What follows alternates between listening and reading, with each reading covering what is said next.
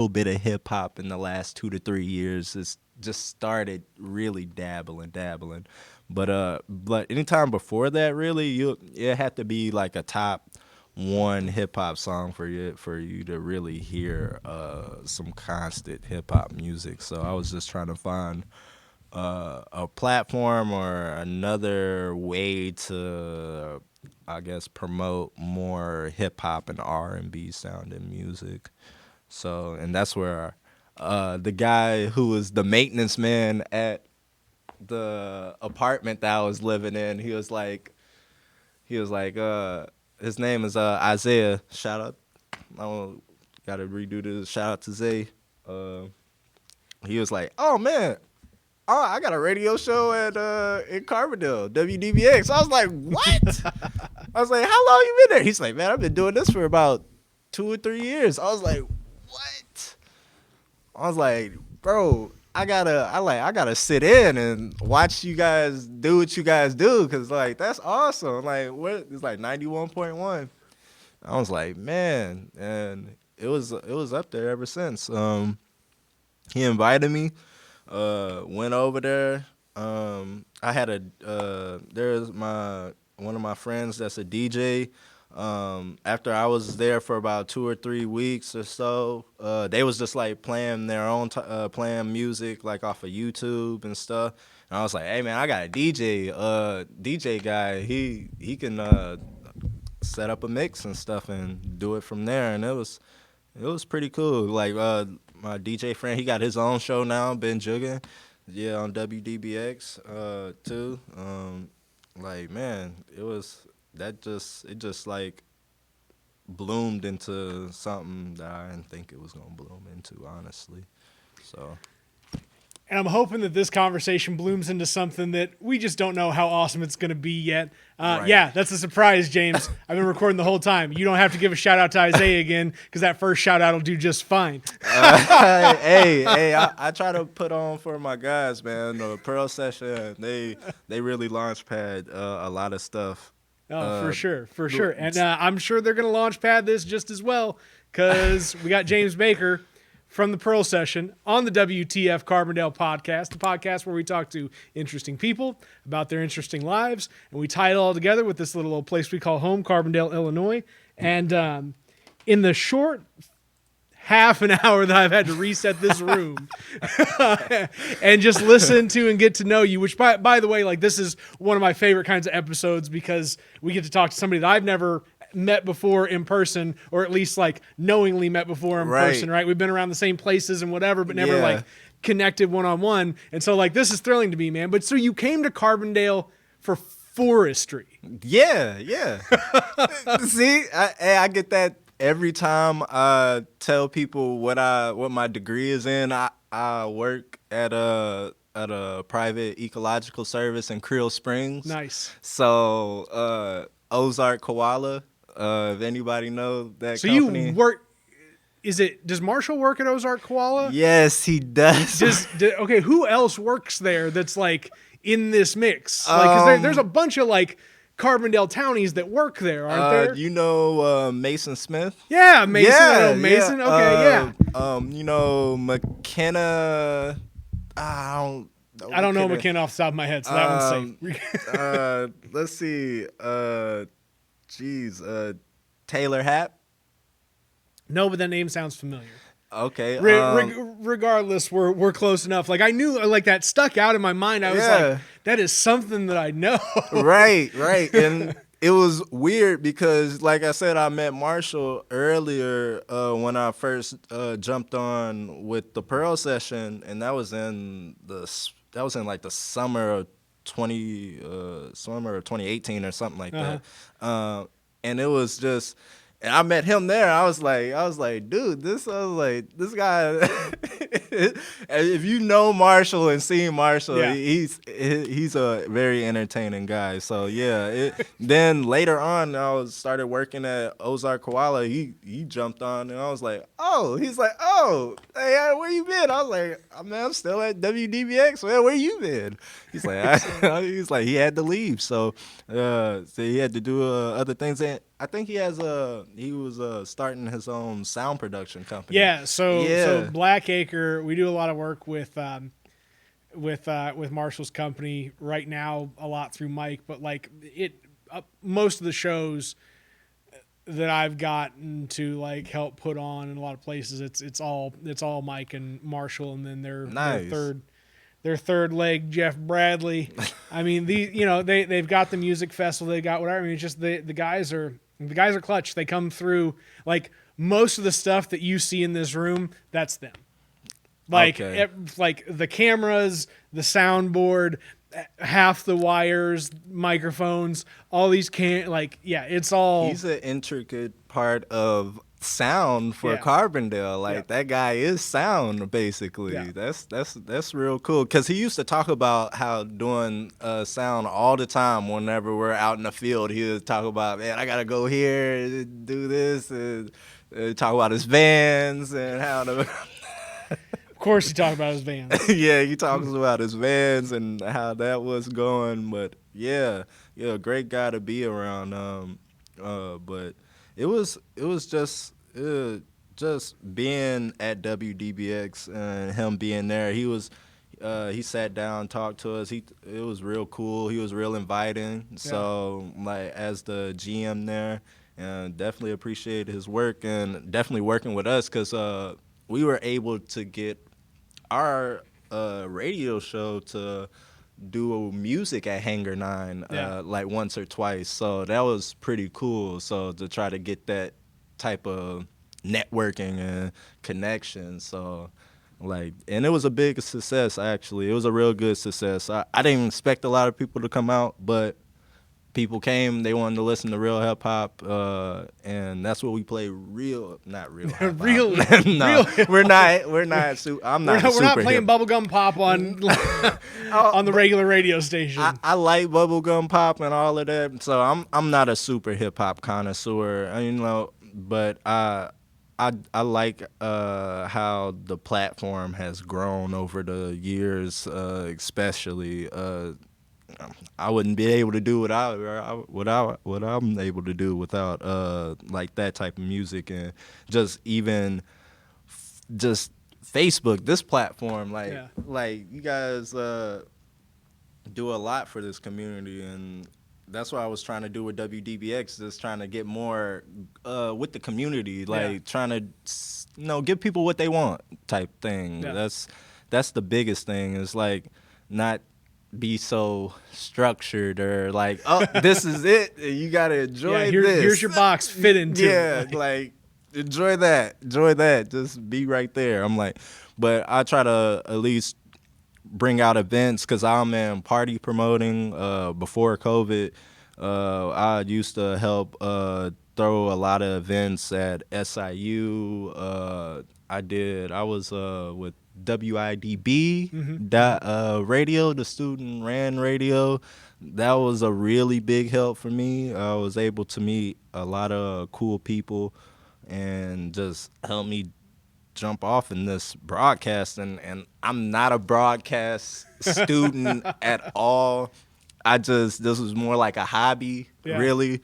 And they were welcoming. I can give them that, and I appreciate that. So I try and tell folks, like I've had so many interactions with so many people where it's like the thing is, it doesn't matter what you came to school for, like what you're trying to do here, like you can do something in media in Carbondale. Like there is something for you to be able to do. You can get on at the community radio station. Right. You can get involved with the public radio through the school. Like you can, it's not real hard to be like to get on the news. Like if you want to be on the news, like do something mildly newsworthy and like send out a press release. There's a real good chance that you can just be on TV. Yeah, at the campus, they were asking me to help do ESPN. I was so busy though. I had like Pearl session, doing the college work, the schedule, And I was like, man, I wouldn't be able to do all these radio shows. I bet that would have been a great opportunity to help with like the college ran ESPN sector at SIU, and also I was WSIU. They was asking did I want to do broadcast, and I'm like it's if you want to get in, you can definitely get in Yeah. if you put your mind to it. You just gotta talk to people, just like it's a communications building. You gotta talk to somebody. Yeah, so people are just there, man. Like people are just there. I talked to so podcast number 4. I can't believe we're on podcast 27 now. I'm like for starting this in September. Like this has been a lot of episodes. yeah, like a lot. But Mike Baltz, he writes an article for the Southern once a month or something. He writes an article for the Carbondale Times once a month. Like he'll do like a monthly piece on bird watching for WSIU. And like he said it just right. He was like, if I was in St. Louis or Chicago or anywhere else, he's like, I couldn't. It would take so much to break through with just one of these organizations. But he's like, living here, it's like everybody has time to fill, and like the reach is massive. right. Like it's just the same as if you were living in a city, like especially with WSIU, because they've got reach for damn near the bottom half of the state. Yeah, and all kind of up to the middle of the state too. And I didn't know WDBX had that much reach either, because I literally one time driving up to Chicago, put it on WDBX 91.1 and just kept going north. And it goes past Mount Vernon and all kind of flirting with Effingham, and then it starts dying off. Wow, And I was that's quite the pickup. And then you got, I mean, the online broadcasting, yeah, because WDBX does like the online broadcasting stuff too. exactly. They had the live broadcast, like whose show is ever on, you just go to press the live stream button, and they'll be playing. So it's pretty cool. And they have the podcast that they have been recording in there. So it's a real nice place to volunteer, and if you got any type of interest, definitely come down and see us, because we like talent. We love talent, especially. Now, did you get into this stuff on the other side because you're more into the interview aspect of it, or do you like you're more hooked on the music? Because like you seem to be like real into like how do I develop identity with folks and like through the interview process. It's a little bit of both, because it's a double-edged sword, because I really like music too, and I like the interviewing and figuring out and just kind of getting down to earth with people. And also if people are trying to get more information out you, like let your platform see more more of your identity. But it started off with strictly like music, because like I was saying, I was like, man, I want to have my own radio show and play my own music, and nobody can say really anything, because it's like, this is good music type thing. But after meeting local artists and like local promoters, talking with them, I'm like, have you had an interview before and whatnot? They're like, no. I'm like, hey, you should come into the show. Like, because they were already doing interviews themselves, and I was like, dang, that's pretty cool. And I was just like rampant. We was having interviews back to back, like Sundays. Like we gotta get this ready and have these interviews and get this out here and let people know that these artists are like, and most of the time it's their first interview on a legit platform or broadcast, and that always was interesting to me, because it's like how would you know how to talk to in your interview at a big radio station when you get invited? So like you kind of got to know like the type of routine, or develop your responses, make it a more fluid interview and not so much pausing, or you just sitting there like this type of thing. So like, it's like people are just sitting here like don't know what to say. I'm like sometimes, and like it's a process in me developing as a interviewer myself. It's sitting in the hot seat this time. It's interesting. It's like now I know how to try to react or try to say something. But it's been a real good experience though. But I kind of like the interviewing more than just playing music because you're really talking to a person, and sometimes you don't expect you don't expect for somebody to give a response. So you be like, oh really? Like and he's like, now you can go into this conversation like the subject. So yeah, it's pretty. I like the interviewing part better. So. I like the idea of the interview as like the training ground for stuff because people don't understand. They think, oh well, I can just make my music and that's that. It's like, but do you just go on stage and sing, or do you go on stage and do you get hype?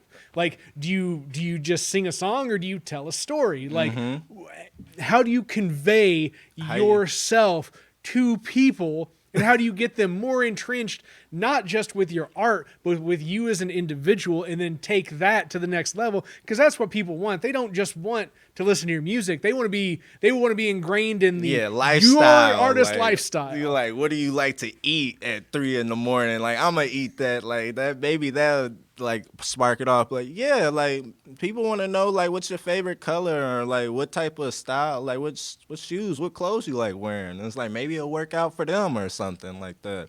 And or they just really inspired by your personality or fashion, and that's why it puts you in a whole different space, like getting or receiving this information from this person that you kind of just met. So it's like you get that little 5 to 3 minute talk and kid around, but when that red button presses and it's and it's live on the radio, it's like it either some people get quieter and then you hear like nervousness, and it's like. But I'm glad with the Pearl session, I was able not to be like, oh, you gotta run the interview right now. There's like a good group of guys like Zeta Case, Taz, Ray, Michi.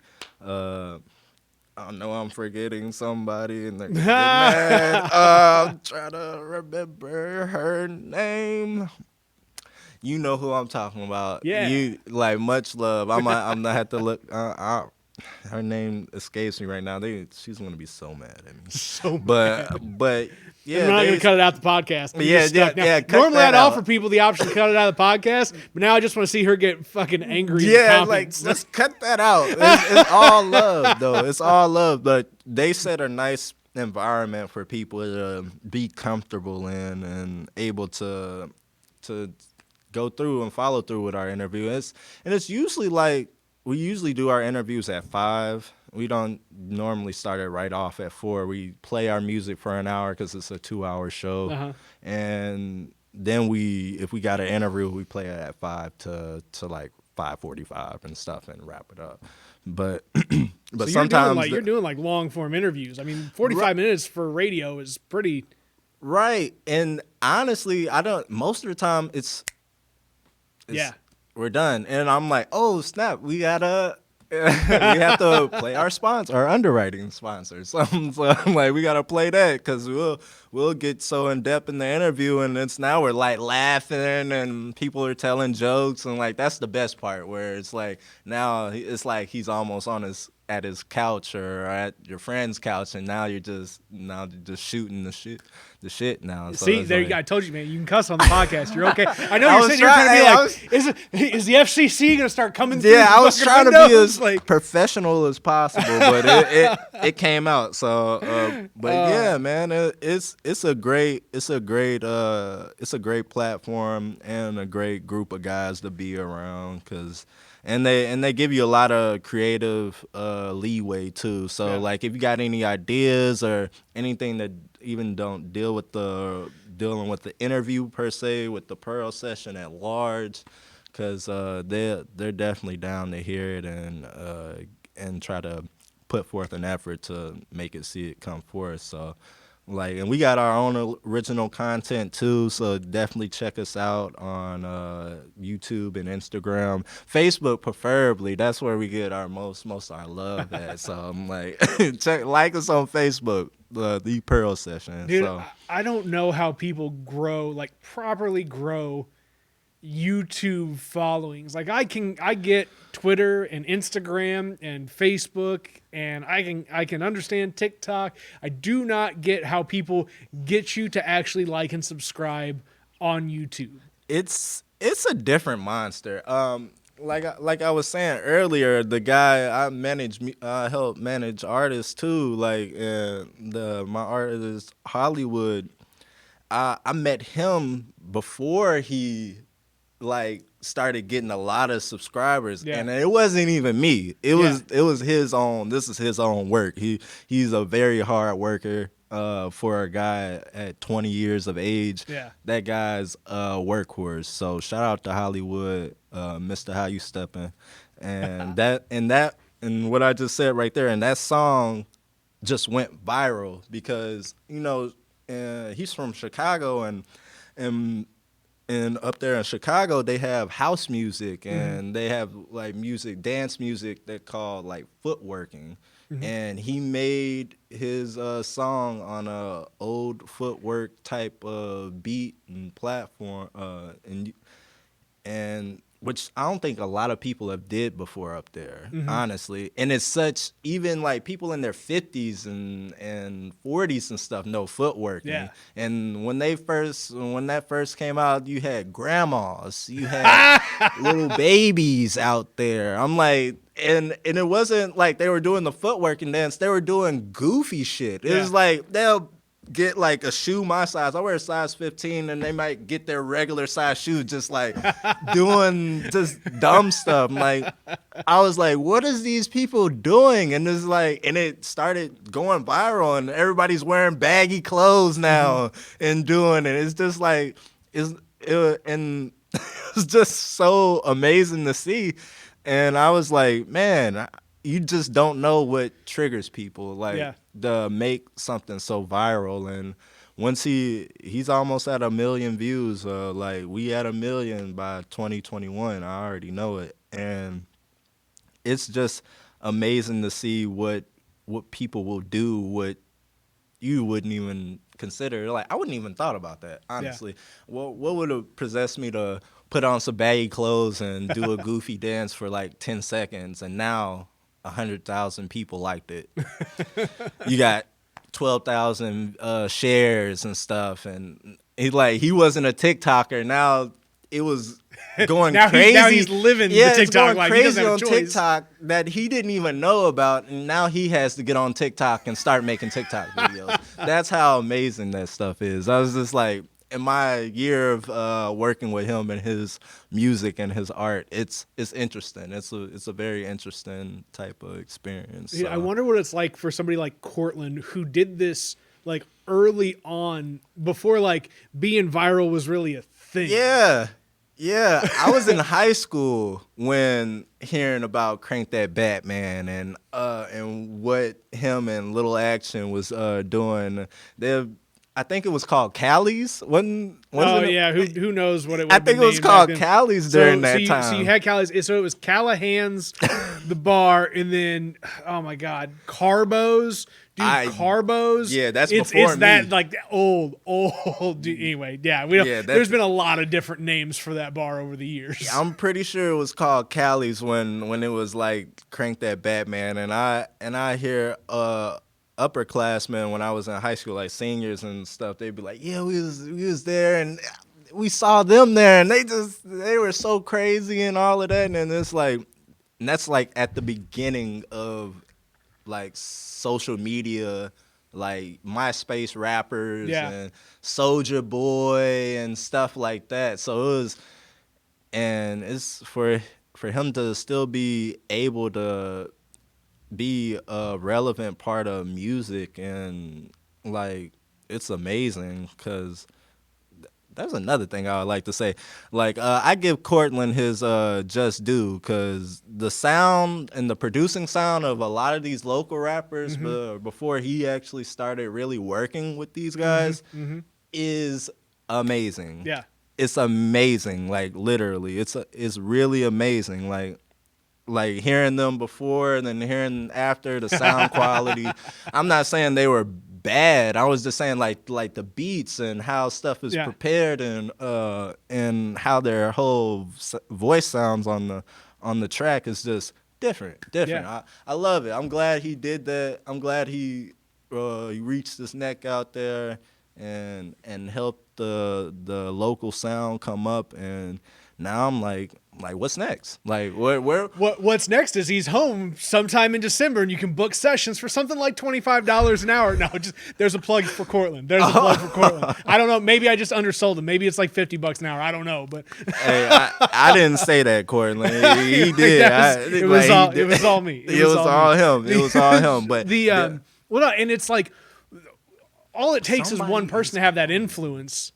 Yeah, dude, you're fine. Like phone in the middle of the podcast, nobody gives a shit. Like I usually mess with my phone all the time, but I don't have it on silent. So like, look at it, take a phone call. I don't care. Oh my goodness, I was about to take it. I was like, yeah, take it, man. Dude, you should be like, hey, I'm on this podcast. What do you want, man? I'm interview right now. Here you go. Right. I'm gonna do it. This is great. Do it. Don't say anything that'll get you in trouble. Oh no, I'm gonna have it. Yeah, I'm pretty sure she is.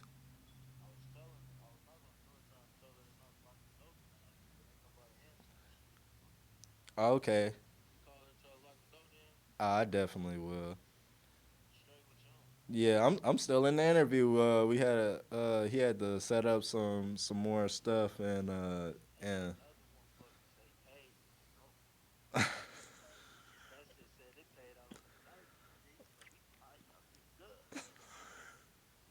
hey, that's good to hear, man. I'm like, getting recorded right now. I wonder if they gonna drop this on the actual video. This is gonna be great. So you gonna have to watch it, bro.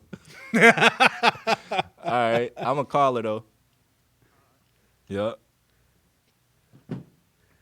That's what I love about this, man. It's so just you can be so real.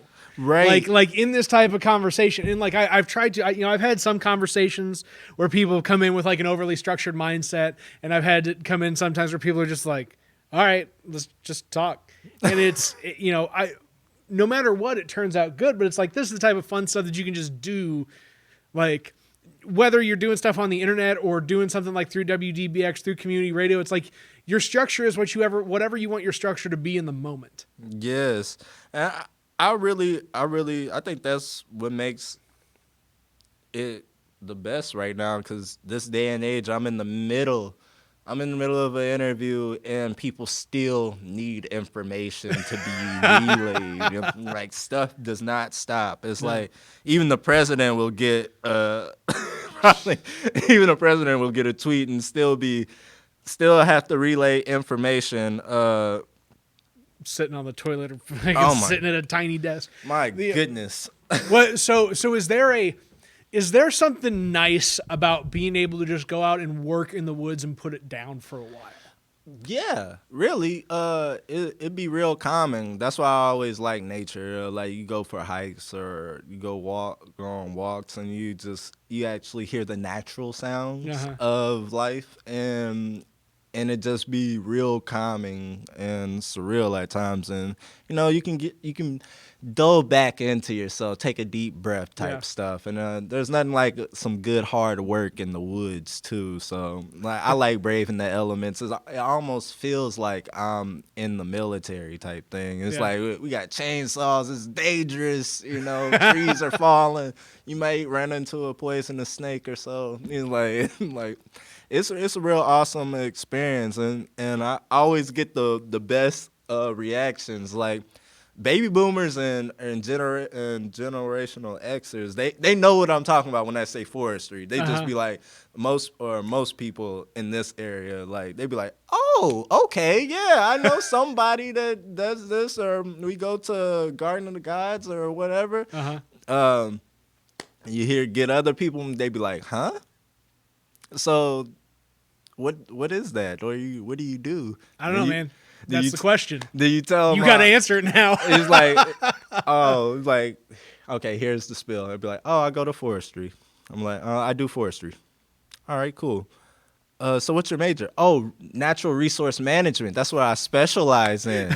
And And then you get the they And be all of a like sudden they're like, oh. they be like, oh, okay. I'm like, okay, so like basically there's a whole acreage of trees, and I basically manage them trees to make sure they don't die out. Like the basically a specific type of trees. So and I keep those guys alive and healthy and well, and other stuff that don't need to be in there is taken out. I'm like a gardener, like of the forest. I'm definitely like the gardener guy who picks up the weeds and stuff, like invasives. Like you hear about that sometimes on the news where they talk about invasive species. This guy, I'm definitely out there in the mud and stuff. We're like, yep, you're not supposed to be here. I'm sorry, gotta go. It's necessary evils. You're not the gardener, man. You're the bouncer of the forest. I'm definitely the bouncer. You're not on the list, man. I'm security. You gotta go. You gotta go. You're like, you get cut. You're gonna get cut. Really, you will. But I found out it's like what you talk about nature, like there is necessary destruction for this stuff to keep healthy. Like you can't just leave it there and say, oh, it'll work itself out. 9 times out of 10, even nature cheats. So they're like other plants try to outcompete everybody else. It's just like in the human world where it's like, oh, is that a free space? Well, I'm gonna take that, and I don't really care how this other plant feel. I'll kill it out, and it's rough out there. So I always find that pretty interesting. It's like I was like, that doesn't make sense. As a forester, we're supposed to burn and cut, and I thought we were supposed to leave it alone. He's like, no, if we do, it'll be crazy. So it's an interesting type of field of work to live in, to work in. It's like you find a real interesting characters too. So it's like you work with Marshall. Yeah. Oh, you're talking about the people that just live in the forest. Oh, yeah, that too. But like you'll run into some interesting situations, like just crazy stuff, just like you wouldn't believe, and just beautiful stuff at the same time. It's like man, it's great to be out there in the woods. I think everybody should really, if they can, like try to find some type of woods they can walk into. It's like you may come out with little bumps and bruises, maybe a bite or two, and you may be itchy, but it's all worth it at the end of the day. What is the wildest experience that you have had in the woods, like with an animal or bugs, or like, I don't know, whether you got a snake chasing after you, or you like stuck a boot into like a hill full of ants? I don't know, man. I think the one is like we were at this place. It was like Round Pond, and I think it's Round Pond, but it's a real swampy, marshy type of place. So basically, that means frogs, snakes, and mosquitoes. And this place, I guess I was pretty fortunate, or I was just stepping right, because I have stepped over so many poisonous snakes in my time. There's no really good story. I got like at least 5 stories where I've like, oh, that was a copperhead. And you just keep going. Oh yeah, and you're like, oh, that was a cottonmouth. Haven't ran into a rattler yet. Marshall has. Has he? Marshall ran into a rattler. He didn't step on it, but he was like, oh my goodness. It's like, Marshall definitely has ran into a rattler. But I have not bared that feat yet. But I've definitely stepped around some snakes that I thought that wasn't there, and I could easily been bit. Trees buckle the wrong way and almost get crushed. Stuff like that. It's you got to be on your toes, or even the saw kicking back type thing, or branches falling on you when you drop in the tree, big branches, where we had to like literally throw the saw and hit your exit points. And so it's a real cool type of environment to be in, and a cool type of work environment. But you definitely gotta train and make sure safety is the number one thing. So that was going to be kind of my next question, right? You just talked about like having exit points and stuff like that. So you got to like size up every tree you come up to, and like you gotta make sure it's not the wind's not blowing too much, or if you know where the wind's blowing, it's not blowing too hard. And you gotta know if the tree's leaning. You gotta know if there's dead points in the tree, if there's any type of cracks or fissures, because you may start cutting it and like this already, and you gotta get out of there. And either you're cutting the saw and it'll pinch the saw and start falling back towards you. There have been times where there's been little close calls. I'm not gonna lie. So, but it's a great job to be in. As long as you stay trained up and stay extra cautious, just scarily cautious. It's like there have been times where I'm like, I'm not cutting that, and somebody got to cut it. You got to cut it, or we're just gonna leave it. Honestly, we're not even gonna touch it because it's a little too dangerous to cut. But you'll see some really nice, like you'll see the average, but you'll see some huge trees out there where I can't even fit my arms around. I'm like, man, I didn't even know this stuff was out here like this. It's like some old, like we're back in the old days now. But yeah, it's a real nice environment. SIU Forestry, one of the best in the nation by far. You can look it up. They up there, the top 2. And they set you up for a nice experience and knowing what you need to do out there. Honestly, they make sure you're a very knowledgeable person. So like, shout out to SIU Forestry for definitely helping me out. So nice. Yeah, I keeps you alive, man. I mean, that's if you good in, good out. Yeah, good in. I was like, it was rough at first. I thought I wasn't gonna make it. So, but I'm glad to be able to make it though. So it's interesting. It's an interesting craft. I wish it was like a craft like how carpenters and stuff is.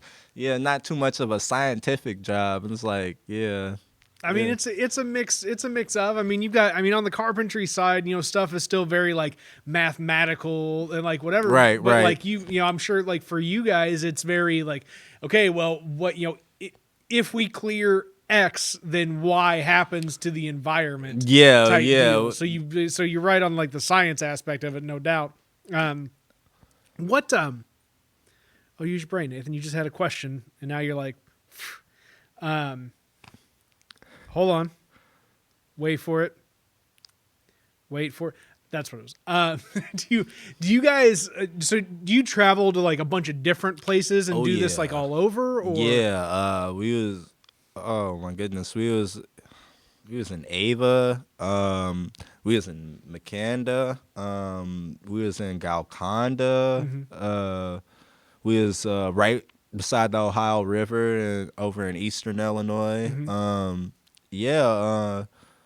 We go down. I know they go down to where I'm from. The Cache. They help out there where the Cache swamp is, where the cypress swamps are. So yeah, we be a little bit all over the 618 region. More like if it's a hour drive span. You know what you need to do? Oh my God, this is a brilliant idea, Nathan. What are you doing? What are you doing? Giving away $1 million ideas on the podcast like this. Like strictly focused, like forest hip hop. Forest hip hop. So how would I'm we so do sorry. that? Like, the Cache River Crew. That's what I'm saying is maybe there is some sort of crossover because it'd be the hip hop stuff's got to go. It's got to go. You know, I watched a couple of those videos, and I never watched that stuff ever again. I'm like, how in the hell this happened? And I'm like, I'm glad for the guys. Fireball whiskey. When Dr. McGillicuddy's decided to name it Fireball whiskey, that's when hip hop happened. And I'm amazed. Like, hey, you cut your own in there, because I was not expecting that. And to get a lot of love from that, that's what's up. Really, that's what's up. Because it seems like there's a niche of people who's like, I like it, but then I want my boots too. So it's like he said, fine, he's like, I want my boots too, but it's like, all right then, if he making money on it and y'all coming to see him, then I can really what are you gonna do? Somebody's gonna pay money for that. What can I do? I think you said it best 10 minutes ago when you said nature even finds a way to cheat. Yeah, there's a lot of animals that are the biggest cheaters on the face of the earth. Like they literally need to cheat to survive, because if they don't, they're done for. So, I mean, it's like, but they're true at it. They're like, I'm not flaking it. I'm not trying to be cute with it. I'm cheating right now. Yeah. So if you don't know that I'm cheating, that's your fault, because that's what I'm. So is wildlife a part of the forestry management aspect too? Yeah, like it's not just the plants and whatever else that goes with it? Yeah, that's what the cool thing about SIU, it's not just the technical, like, we're in a tree plantation, we're cutting down pines and just cutting for wood production type thing. There's now where, especially with the company that I'm with, it's an ecological service where we're working with the wildlife environment. We're improving forest health. Yeah. Like low production forests that don't have many oaks, because that's what the big thing about this whole area that we're in. They want oaks to be here and dominate the forest stand, not like maples or anything. Anybody who knows their trees there know what I'm talking about. So like, if you any type of know what my tree ID, but maples, and it's more oaks and hickory type forest savannas. So like, it's like huge trees but open grass, like at the same time letting the light in. So in my sales pitch about Southern Illinois, I always have this line that I run that I'm like, Southern Illinois is this merger of like 6 geographical zones. Yes. Okay, so I've just been bullshitting through that line for years now. Like, I understand it to be true, but I don't really understand what it means outside of like prairies meet swamps meet forests meets bluffs meets whatever. Like, polish that up for me, James. Well, I really hope I do my SIU forestry colleagues and peers justice on this podcast. I think you will. I trust you. I'm gonna give it a real basic type of thing. That's all I need, man. I don't need advanced because I'm basic. Like in this area, it's really hilly, so we have a lot of bluffs, like the Ozark Bluffs and the lesser bluffs coming from the west and south part. And we have the prairies coming from the north, come from the glacier. I guess there was a glacier that reached all the way down to Carbondale, and it just made, that's why you look down. That's why when you go up north, everything's so flat because the glacial shelf that came down here.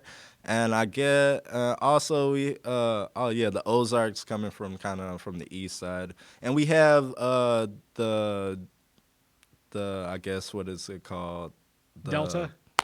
There you go. I got you. The Delta, which is coming from the south. Like, that's where you get the Cache, because the Cache is like a major tributary between the Mississippi and the Ohio down there, and that's where you get that swamp from all that backwater, and that's why the Muddy River is called the Muddy River, from all the backwater, and it's still muddy from all the I think that's from the Mississippi River that it gets that outflow from. I love But- watching you love talking about yeah, this but shit, man. yeah, Like, it's interesting. Like most people, you're like one of the first people that actually really trying to get me in depth in here, and you're kind of putting me on the spot. hey, So man, but this is the it's like- podcast, and like this Yeah. is you, right? Like and, this is. and I think people would be like, "Really? He really talking about Yeah, this?" It's like you really got it's this like, shit and, down. Like that's why you get such a crazy exotic type animals. Like we like before the big kill of the 1900s. Like we had bison, elk, wolves, bears.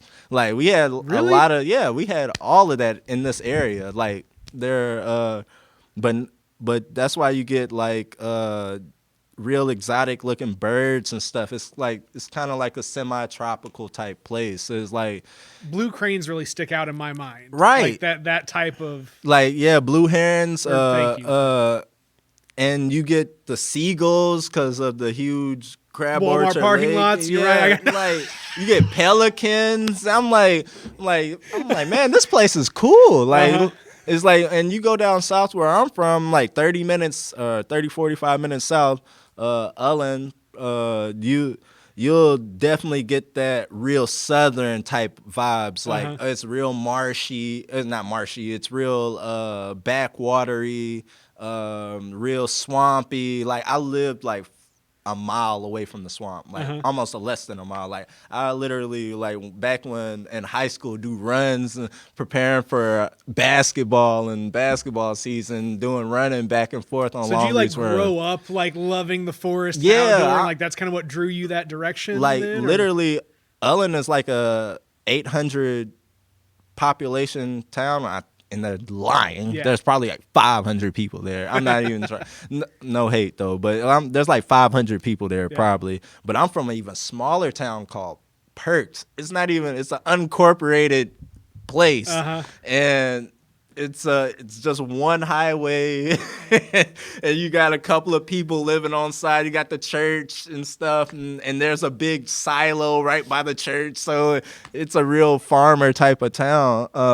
And that's where I lived, in a real rural ass town.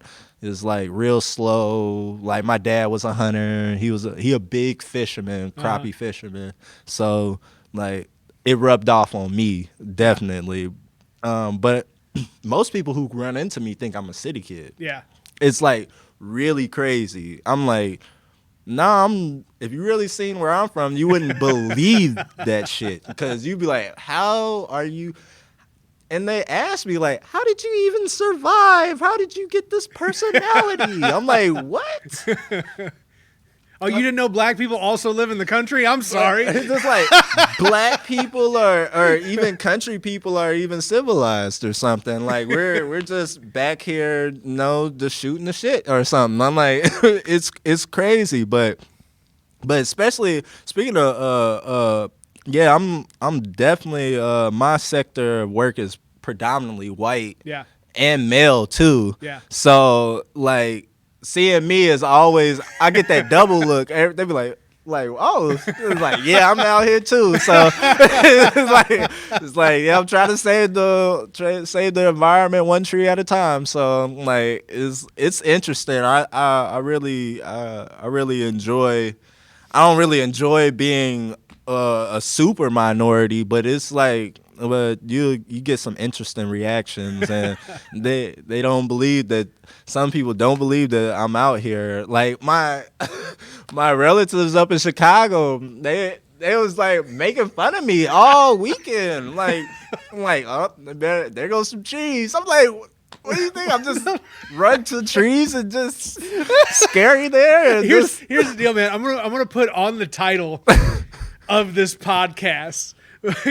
James talks about music and trees in Carbondale. Yeah, and people are gonna be like, he's talking about weed, and then it's gonna come through. It's like, this motherfucker's talking about trees. I'm like, we haven't even got to weed yet. And I'm the weed man. Yeah, I am I work at the grow op. So like okay. I saw that ISO ISO shirt. So, I was wearing like a shirt and stuff. So I was do marketing up there, man. It's cool, man. Like it's neat to see like this type of business, and like it's drawn people in, man. Like there's probably 120 plus people that work for this business now, like mostly concentrated in Carbondale, but a handful throughout the state as well. And it's like people like that have the same type of passion for cultivation in a different way, like apply their same stuff just the same way that you apply forestry to everything that you're doing. Like it's this type of like plant-based activity, right, that like is real industry.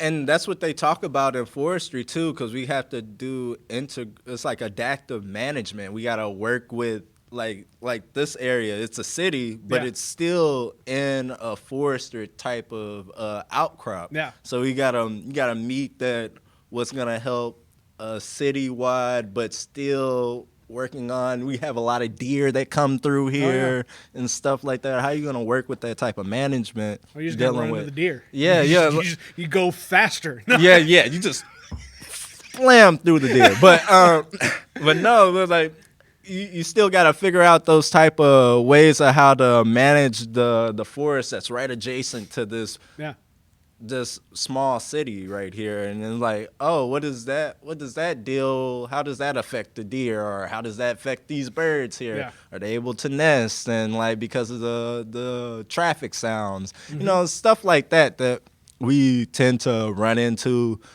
especially if you're close by a city or anything like that. But we haven't really did any type of super management work. Makanda is right there, but it's like you go 5 minutes out, it's like a whole different spot. It's like I'm in a 10% incline and trying to make sure I don't fall off the edge of the earth type thing. And I'm cutting trees and I'm rethinking like, am I really here for right now? I'm really here for this. Dude, I'm a motorcycle rider, man. And the Makanda Hill, just bombing the Makanda Hill, dude. It's like you go from just flat to whoosh. Yeah.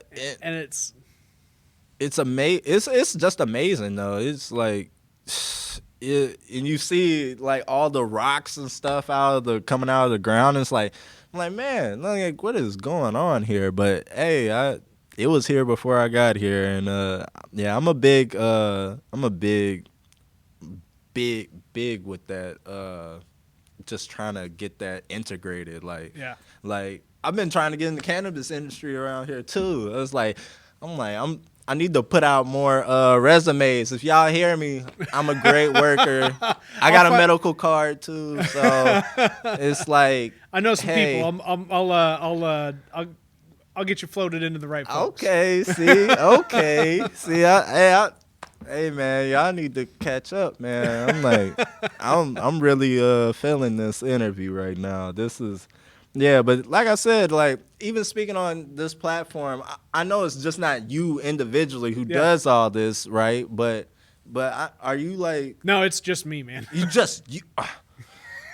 This I have. So for the Facebook group, I have Dawn, who is a fellow admin, who helps make sure that things are relatively tidy in the group. But as far as like just WTF Carbondale. Since I did not start this, but I was gifted the platform in like 2016. And ever since then, it's been pretty much me. And I will like from time to time, right, reach out to folks and like ask people for advice. Like, what do you think of this language or this image? Or like, some like when I feel like I need clarification. Clarity. That's a really good way to phrase it. When I need clarity, I reach out to folks that I trust before putting out the broader communication. But in terms of like this and the podcast and like the day-to-day content and whatever else, like it's just me. Oh man, that's amazing, bro. That's like I'm like jealous of your setup. No. I'm jealous. But the other side of this, man, is like so the work on just the platform may be me, right? But the reality is that what the platform encompasses, what it documents, what it shares, what this is right now, right? It's a entire community of activity, right? And right? That is I keep cutting you off. No, you're not cutting me off, man. This is your interview. Yeah, I keep cutting you off, but I'm like, right. And it's just like you see so many people share or ask a question or just put info down like, Talk hey, shit. yeah, A lot of shit talking. you know that parking space at Kroger, Bro. that is the most amazing thing I've seen in the past Shout couple out of Jeff years. Martin. I still want you on the podcast. I was like, I was like, who is this guy? Who started this? I'm like, I get that parking spot too sometimes. I don't post about it, but I'll be like, but you're like, you feel it. Yeah, Like, I'm you like- didn't used to feel it, but now that it's a thing, when you get it, you feel it, and that's the difference. And here's the deal, man. Here's what's crazy about that, right? So you tie this shit back together. Jeff used to own Quick Signs, which was like a sign business out on Reed Station Road next to like Gator, where Gator Tire is, and like the chip plant and whatever else. And like he and his wife started a company called True Dungeons or something. And they like go set up like massive interactive like escape room type scenarios that's all like encompassed in Dungeons and Dragons type stuff. what?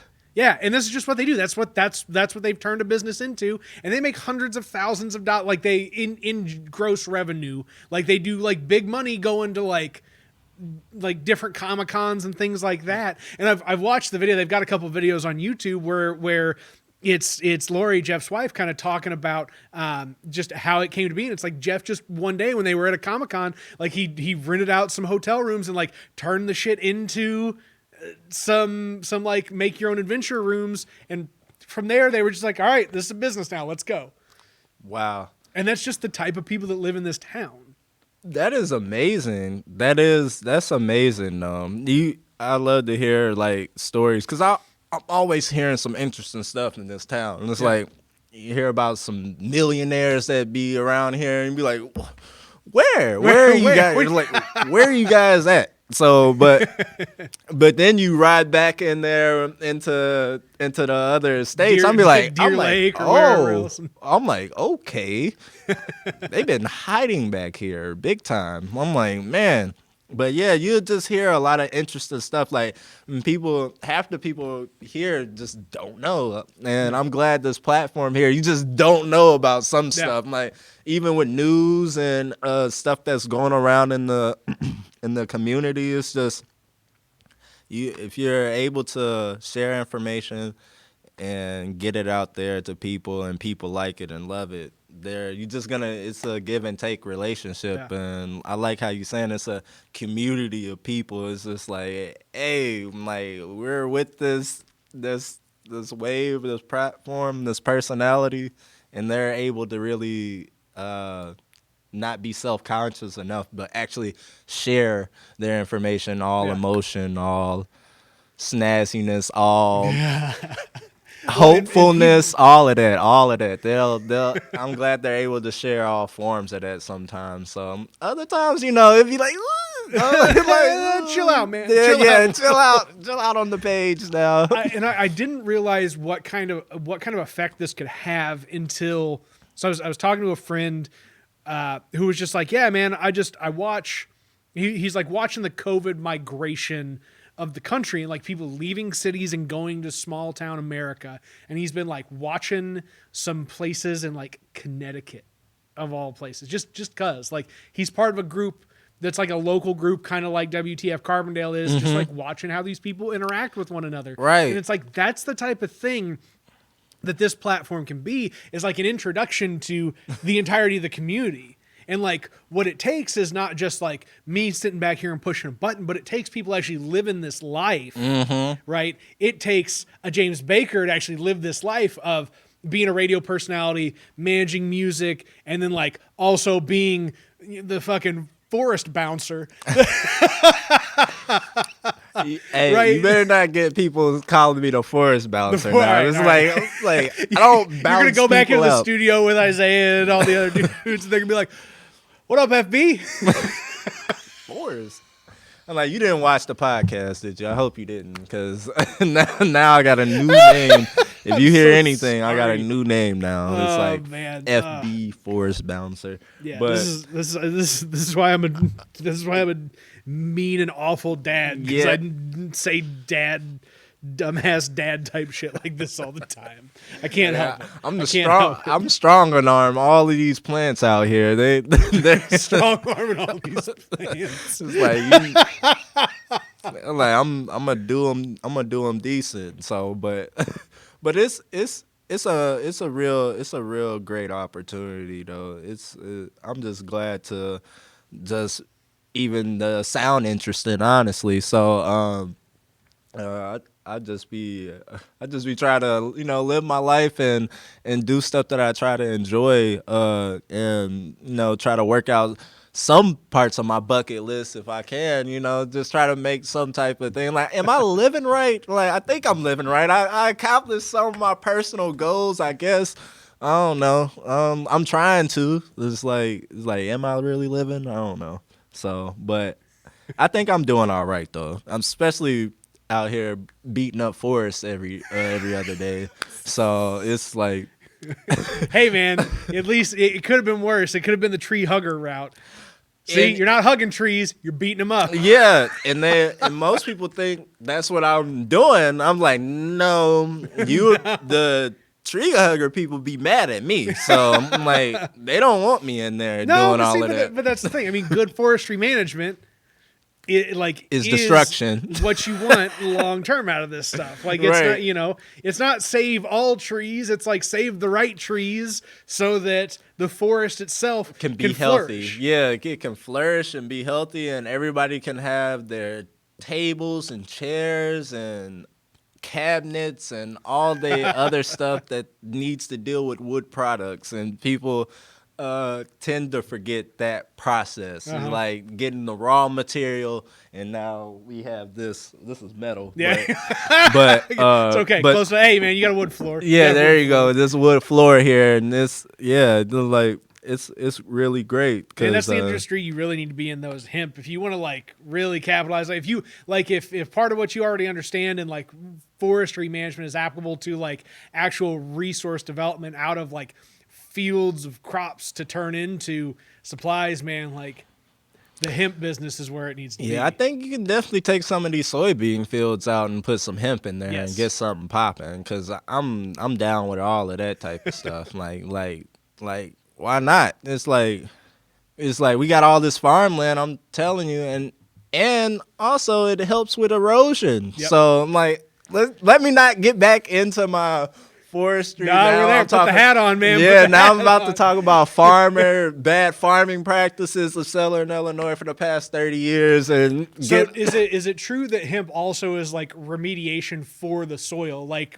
hemp pulls like heavy metals and other Yes. toxins and stuff out of the. yeah, it's really great for like if you used it in the ditches and stuff like that area for like the runoff of Okay. not Pesticides, herbicides, fertilizer, the extra runoff, that would definitely help. So you wouldn't have so much. They were talking about there was some bloom happening down at the Gulf of Mexico coming from Illinois and Ohio and all these Yeah. other places, all the fertilizer and phosphorus going all the way down there. But yeah, we need spots of land where we got a crop or some type of standing vegetation that will take up that extra nutrients. So yeah, that's another big thing that's happening in the environment. Sorry, not down on the environment. It is 2020, you guys. But yeah, You're just trying to be real, man. Yeah, Like, here's the there are a lot of people who are who are amateur environmentalists, right? Yes. Who like concern themselves with whether or Yes. not we're going to succumb to climate change, which we are if we don't quit fucking around, right? Like, ultimately, the reality is there. But like, then there's the side of it where like, okay, what is the applicable work to be done, and like that's what you understand. Yeah, and I'm not. It's a long road ahead because it's just so much stuff out here, and there were so many. I guess I don't know if they sounded good at the time, but there's just some bad practices that were caused in the 70s and 60s, and keep going further on. Those guys over there was.